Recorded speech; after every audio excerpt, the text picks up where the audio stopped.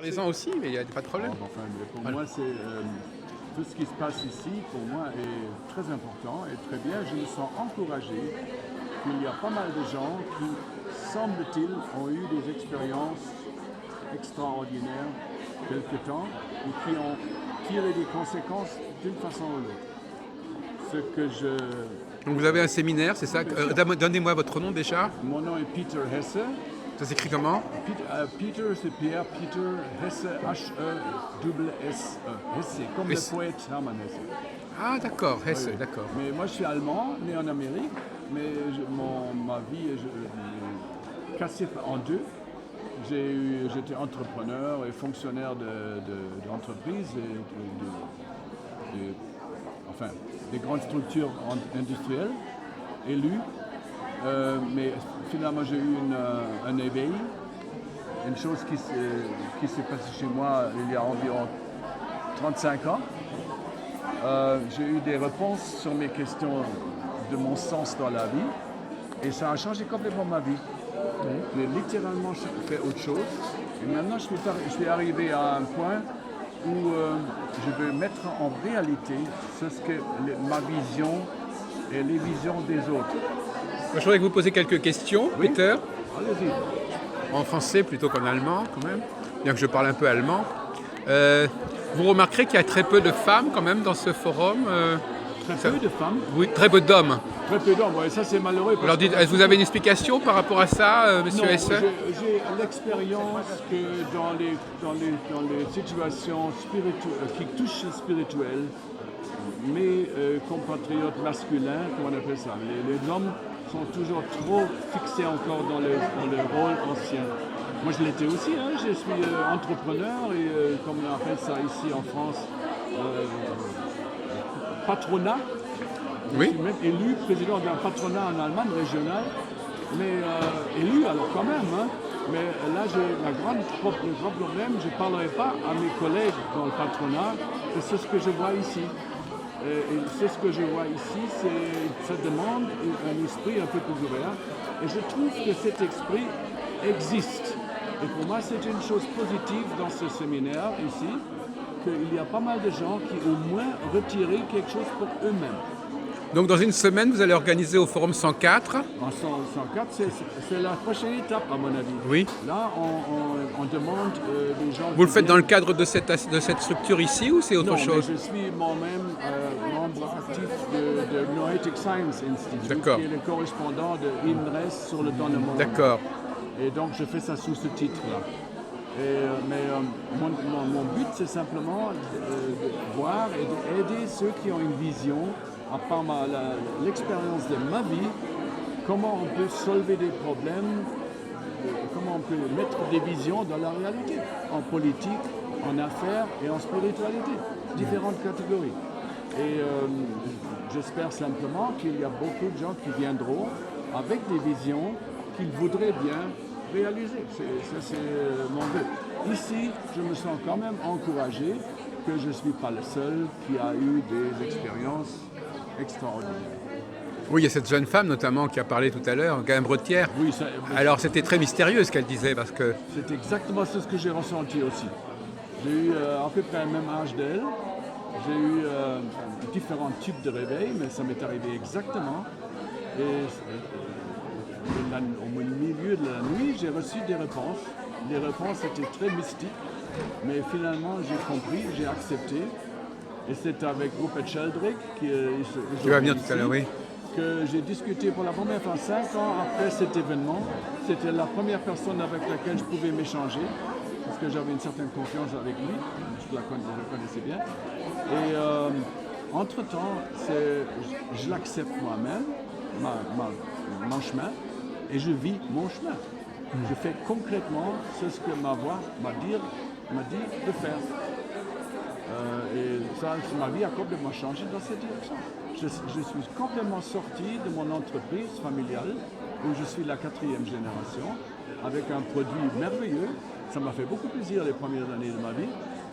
Mais en plus, j'étais enseignant de management, de marketing et de créativité pour avoir quelque chose soi-même, non seulement pas la fabrique familiale.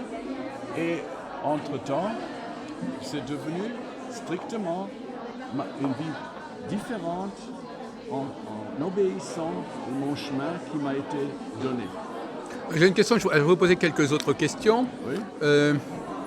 Est-ce que vous pensez qu'il y a des gens qui ont un niveau de conscience plus élevé que les autres? Heureusement, il y a toujours... non, je ne vais pas comparer avec les autres, mais il y a certainement des gens qui ont un niveau, oui, clairement oui. Mais par exemple, si vous prenez toute la société conservatrice, comment on appelle ça en français, les vieux patrons de mon genre, souvent n'ont pas bougé. Et ça, c'est en Allemagne. Et j'ai entendu que c'est la même chose ici. Alors, ce sont les femmes qui sont plus rapides, plus ouvertes, ça c'est certain. Ah oui. Là, je suis convaincu maintenant. Mais ça, c'est la même chose qu'en Allemagne. Quand vous êtes dans des groupements qui avancent, Oui. c'est souvent dominé par des femmes. Il y a des hommes exceptionnels qui se mettent dans Voilà. cette direction aussi, heureusement. Oui, on a l'impression que sur l'estrade, il y a souvent des hommes et dans la salle, il y a souvent des femmes. Oui, ça c'est une vérité traditionnelle, c'est vrai. Hein. Mais, Comme si les femmes cherchaient un maître à penser quelque part. Il y a aussi cette dimension d'aller vers les hommes qui sont porteurs de quelque chose. Ça, c'est mon Ça n'est espoir pas, aussi. pas dit non plus, ça, mais c'est sous-entendu quelque part. Oui, je suis tout à fait de votre avis parce que ça, c'est un espoir que nous avons dans le futur. Que les femmes, d'ailleurs, ça a été dit, un des... Elles ont besoin d'être fécondées par les hommes, c'est connu. Oui. Et ça, c'est vraiment une vérité à se rappeler parce que les femmes sont plus ouvertes dès le début. Ils transmettent ça à leurs enfants et en même temps, ils influencent les hommes. Mais je ne suis pas sûr que les femmes soient complètement conscientes de ce qui se passe dans le monde. Elles ne sont pas conscientes notamment de ce qu'elles doivent aux hommes, quelque part. Elles sont dans la dénégation. Bonne question, mais les femmes, comme nous voyons en tout cas en Europe et aux États-Unis, sont vraiment sur un chemin de libération où un homme a même un peu peur quelquefois parce qu'il nous dépasse quelquefois. Non, mais je blague un peu, mais je suis très content de ce développement parce que ça me donne un espoir qu'un développement holistique ou intégral peut être basé sur des humains actifs, donc dans ce cas-là, les femmes. Oui, et moi je vous répliquerai, Monsieur Hesse, que je me demande parfois si justement si les femmes sont intéressées par ce mot de conscience, c'est parce qu'elles ont un peu l'impression qu'elles ne sont pas dans la conscience, justement. Et qu'elles vivent dans un monde où elles ne savent plus très bien où elles en sont, parce qu'elles vivent dans un monde qui est fabriqué par les hommes, intellectuellement, artistiquement, etc. On leur dit, on les manipule pour leur faire croire que demain, ce sera autrement. Et elles sont très perturbées, en fin de compte. Et parce qu'elles sont... C'est possible que vous avez raison, mais franchement, là, ça dépasse mes connaissances ici. Je suis en France parce que j'adore la France. Je vis comme deuxième résidence ici. Et je connais pas mal des individus, surtout féminins, qui sont devenus ouverts. Mais ici, il me manque évidemment la connaissance profonde.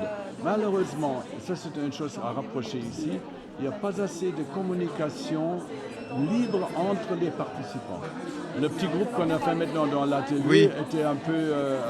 Comment vous auriez pu envisager, comment ça aurait pu fonctionner, organiser autrement? Là, j'ai une idée très claire. Il y a Open Space, c'est une chose que j'ai organisée moi-même dans les groupes comme ça. Open Space permet de rassembler des gens qui ont un même intérêt spécifique et qui ensuite partagent leur intérêt spécifique plus profondément. Ah oui. Ça arrive à des reconnaissances mutuelles beaucoup plus profondes. Est-ce que c'est parce qu'ils ont mis en avant l'expression World Café, je ne sais pas quoi, il y a une espèce de... Non, the World Café. Mais c'est pas ça, en fait. Non, le World Café, c'est un grand mot. À mon avis, c'est pas très bien exécuté comme ça. Vous connaissez à Paris les cafés philo? Ah oui, bah, j'y vais. J'y serai demain matin de nouveau. Au Café des Phares, au café... Oui, bien sûr, oui, au café. J'habite juste dans la rue derrière. D'accord. Pour moi, c'est surtout l'exercice des Français. Mais j'adore aussi la façon comment ils discutent. Café des Phares, pour moi, c'est bien.